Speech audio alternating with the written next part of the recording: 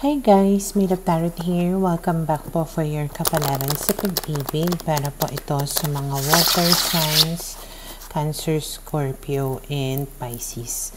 Maglalagay na lang po ako ng timestamp sa may description box para po mapuntahan ninyo ang inyong zodiac signs. Pero syempre, this is a general reading kaya hindi po lahat ay makaka-relate. Okay, so we will start po with Cancer.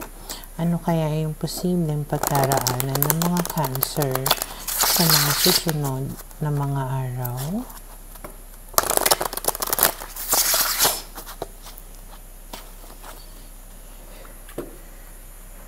Okay, so we have here the Ace of Cups, the Devil, the Lovers. Ibaliktad ko lang po kasi yung picture. Okay. The Devil, Lovers, and then we have here the Hermit. Okay. So, parang merong new beginning para sa iyo sa mga susunod na mga araw. Meron ditong ma-attract sa'yo or sobrang attracted sa'yo na gusto niyang maging lovers kayo. And pwedeng for the longest time or for some time mag-isa itong tao na ito at nalungkot siya. Okay, or pwedeng napagtanto niya na mahal ka niya or gusto ka niya. Okay, and then we have here the Eight of Pentacles. So parang gusto niya makipag-ayos. Okay, King of Swords, Eight of Wands. So, asahan mo na makikipag-communicate sa'yo itong tao na to. And parang meron siyang handa na aminin or i-open up sa'yo. Okay. So, pwede nga aminin niya na gusto ka pa niya. At pwede nga aminin niya yung nangyari before kung may ginawa man itong kasinungalingan sa'yo dati. Pwedeng itatama niya yung mga pagkakamali niya. Okay? So, sa kanyang pagkikipag-communicate sa'yo, pwedeng maging mabilis yung mga pangyayari or yung progress ng inyong pag-uusap. Okay? Na talagang you will decide to work it out with him or her. And then we have here the Page of Pentacles, the Nine of Swords, and the Temperance card. Okay. So, para siyang nakonsensya dito. Or hindi ka talaga niya maalis sa isipan niya, kaya siya nag-message sa'yo. And parang gusto niya na pakalmahin, or parang gusto niya magkaroon ng peace of mind. Okay, or to make peace with you. Kasi nga, hindi na nakakayanan ng konsensya niya eh. Okay, and then we have here the Judgment card and the Queen of Swords. So, nagkaroon na siya dito ng some kind of realization na pwedeng na-realize niya na hindi kanya dapat in-itchupwera basta-basta. Na pwedeng na-realize niya na rin na you are being stronger than you were, na parang mas nagiging palaban ka na, or pwedeng hindi ka natakot na mawala siya, parang ganyan. And then we have here the Ten of Cups. So, dahil dun, parang gusto niya na mabuo muli ang inyong samahan. Or kung may family man kayo, parang gusto niya na mabuo muli yung family ninyo at maging masaya kayo.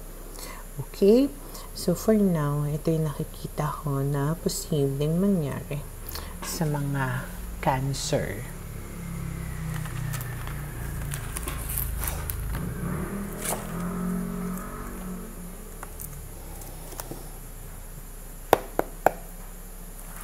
Para sa mga Scorpio, okay, we will see Ano kaya yung posibleng pagdaraanan ng mga Scorpio sa mga susunod na mga araw?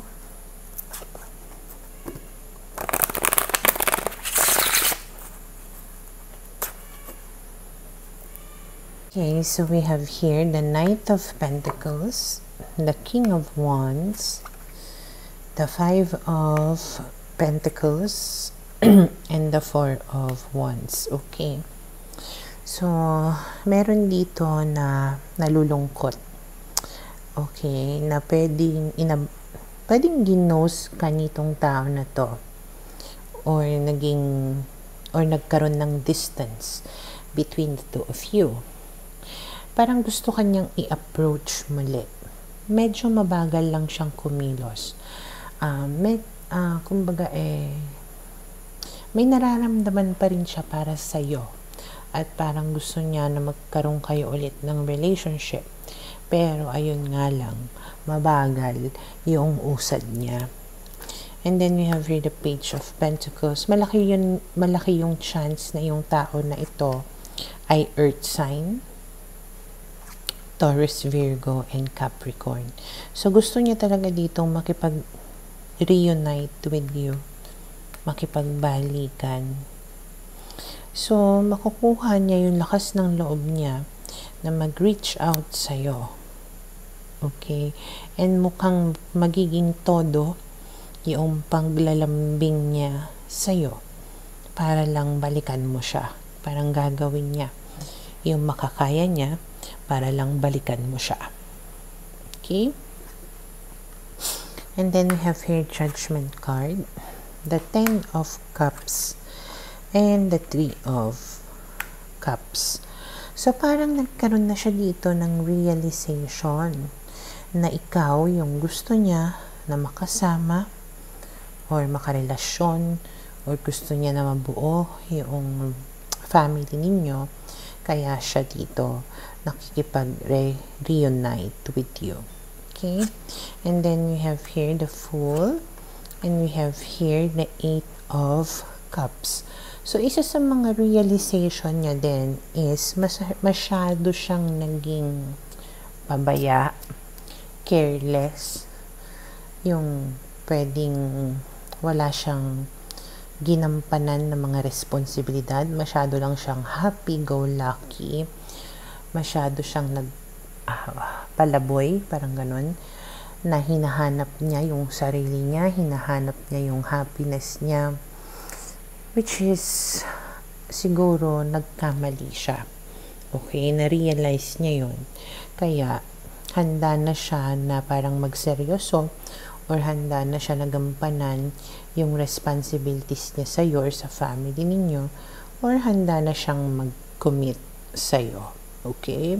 And then we have here the 8 of Swords. So, ibig sabihin, pwedeng masyado lang kasi siyang natali before in his whatever situation na kinalalagyan niya. Or pwedeng ibig sabihin nito is hindi ka makakapalag sa kanya once na gumawa siya ng paraan para makipagbalikan sa'yo. It will be very hard for you to resist. Okay? And you will fall all over again sa kanya na parang naitali ka talaga. Okay? Or pwedeng yun yung nararamdaman niya rin na lumayo man siya, mawala man siya ng landas, babalik at babalik siya sa'yo kasi parang nakatali siya sa inyong dalawa. Okay? So, yun yung nakikita ko na posibleng mangyari sa mga Scorpio.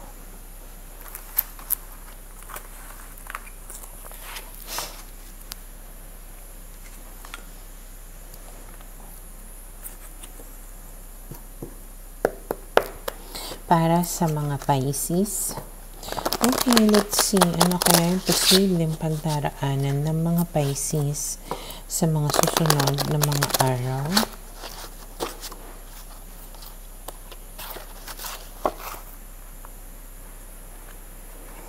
So we have here the devil. Ibaliktad ko lang po. And then we have here the lovers again. Kasi yung mga pictures. Okay. And then we have here the 8 of swords. And then we have here the emperor. Okay. So, parang nagiging toxic yung lover mo or yung relationship ninyong dalawa. Parang nakakasakal na. Okay? Or merong masyadong possessive, clingy, nagger, yung mga ganyan. Okay? And tapos, kung ang person mo ay fire sign, maaaring mainitin pa yung ulo, lalong-lalo na kung ito ay Aries. Okay? So, dahil dyan, mas nagiging, how do you say it, toxic nga yung relationship ninyong dalawa. And then, we have here, the 5 of Cups. So, dahil doon, masasaktan ka syempre sa kung ano man yung sinasabi niya. Kaya magkaka-cry ka dito. Okay? And then, parang gusto mong umalis, lumayo sa kanya. Kasi medyo hindi na talaga clear kung ano yung kahihinatnan ng relationship ninyo. Pero since we have here the 2 of Cups, ibig sabihin, mahal nyo naman yung isa't isa. Ang problem is, masyado lang talagang may toxic sa samahan ninyo or sa dynamics ninyo. Or pwedeng you love each other so much that you tend to, be possessive na or obsessive na nakakasakal na. Kumbaga, too much love talaga will, yung kanta, okay, too much love will kill you, sabi. So, dahil doon, parang hindi ka na natutuwa, hindi ka kontento, or hindi ka na happy, kaya gusto mong umalis. Okay? Pero medyo confused ka. Hindi mo alam kung ano yung gagawin mo. And then we have here the Death card, the Ace of Wands, and we have here the 5 of Swords. Okay. So, if ever man nahiwalayan mo itong tao na to, or layuan mo, there's going to be a new beginning for you. And then we have here the 4 of Cups and the Star. So, ang sinasabi nga dito, there is still hope for you, like opportunities that can come to you, or pwedeng may ibang tao pa na darating sa'yo. Okay? Pero syempre, since nakatali ka dito sa person mo, hindi mo nakikita or hindi mo napapansin itong mga opportunities na to. So, the more na nag-i-stay ka dyan, the more nalilipas itong mga pagkakataon na ito.